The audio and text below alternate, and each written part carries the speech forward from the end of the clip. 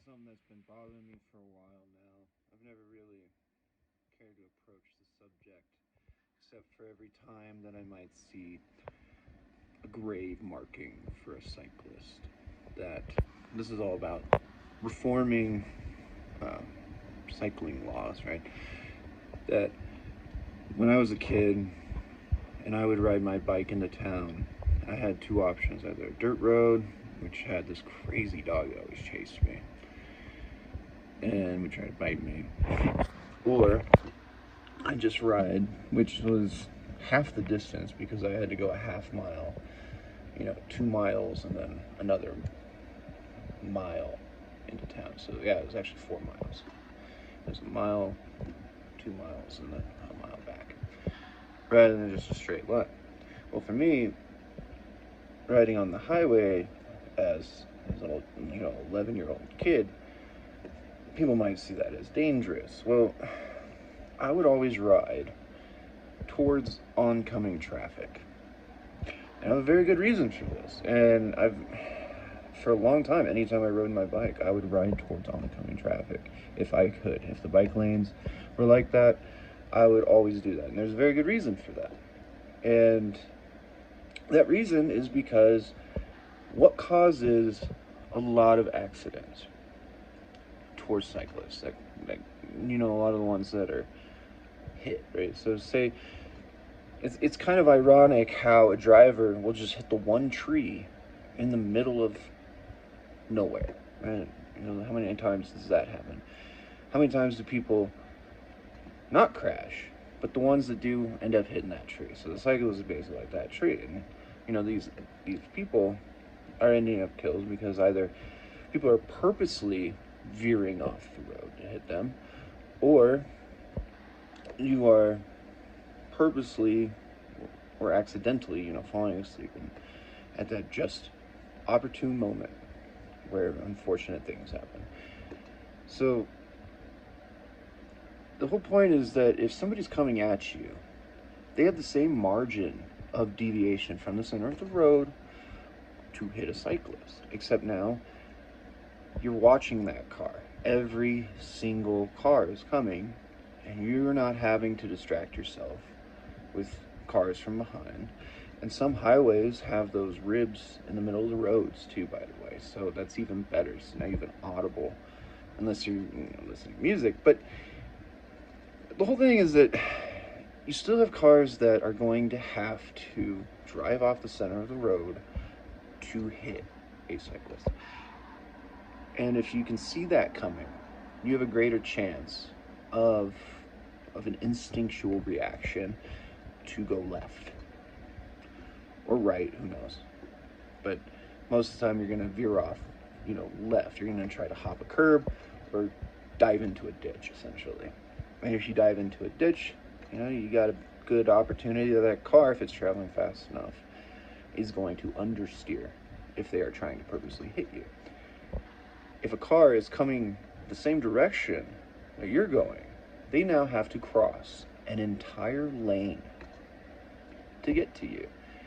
It completely separates this, oh, I fell asleep behind the wheel thing, that now you most likely have, especially on the highways where they have those ribbed strips in the middle, that you can hear somebody coming from behind you with an entire lane of distance before you decide to react. And you're going to probably want to look behind you. Now, if you hear that coming on a highway and you're traveling in the same direction and you hear that burp, burp, burp behind you, you're going to want to look, and you're going to have a lot less opportunity to react to that car trying to run you off the road. And so how does this, well, we got a lot of one-ways here in Colorado, and that's another issue with this whole thing. But aside from that, they're basically like redesigning all the bike lanes, it seems to. They're making them a lot more safer. They're adding borders and things. But for all those other places, I think we need to reevaluate how these laws and how we teach cyclists, if they're even you need to be taught, potentially, right? I mean, you just get a bike and go. But have a way to inform people, ride towards oncoming traffic. It is so much safer. I like the idea of knowing what cars are coming at me versus how far away a car is that's coming, because they just zoom right by you. Nothing's more unsettling than a semi that you don't know is coming is now 5 feet to your left, and you don't even really hear them sometimes. And it's just so much safer to ride towards oncoming traffic. There was another issue I found, but I can't remember what it was. Anyway, that is what we need to do for cyclists. I've kind of spoken my piece about it. And it's not too large of an issue until you start seeing grave sites, those markers where people have been killed. That's that one instance, whether it was somebody who just happened to fall asleep at the wheel, or somebody that now has an excuse and just snapped and took it out on a cyclist. Because if you're going for like a 50-mile ride, which is exhausting, the last thing you want is to have to, let your body that's already fatigued basically, give some psychopath the opportunity because of your delayed reflex capacity, or you don't want to give them the opportunity. You want to, if you're fatigued and you're tired, give yourself the best opportunity to avoid something. That even too, if you are, you're too weak, you've been riding up mountains or something, it's just so much better to ride towards oncoming traffic. Now, I think that maybe that was where I was going to take that as the mountain roads. Is that cyclists on those roads? I lost a race to a cyclist. This guy had probably like a $15,000 bicycle, though. He knew what he was doing. He was fast, and I am fast. I know this mountain. I've driven the thing 1,000 times. I've driven it up on that mountain in a blizzard, okay, in my Jeep, just to have fun and see, like, let's test fate tonight, sort of thing. Like, I know this road. It's not maintained. It was a blizzard, a legit blizzard, but it wasn't icy under. So, for the most part, it wasn't like, oh, I got a death wish. It's more like, let's go have some fun. So when you're on those roads and you're looking at people that know how to apex versus oncoming traffic that might not particularly know how to, and if you're riding up a hill, you're going to be slower versus going down. That you don't have the left if you're going faster to dive off into. You have the right, the inside of the mountain typically.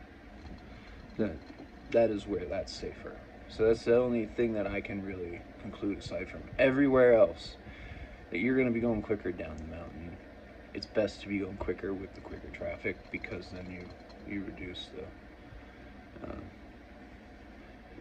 vector physics of higher traveling inertial planes when they're intersecting and creating a conflict point.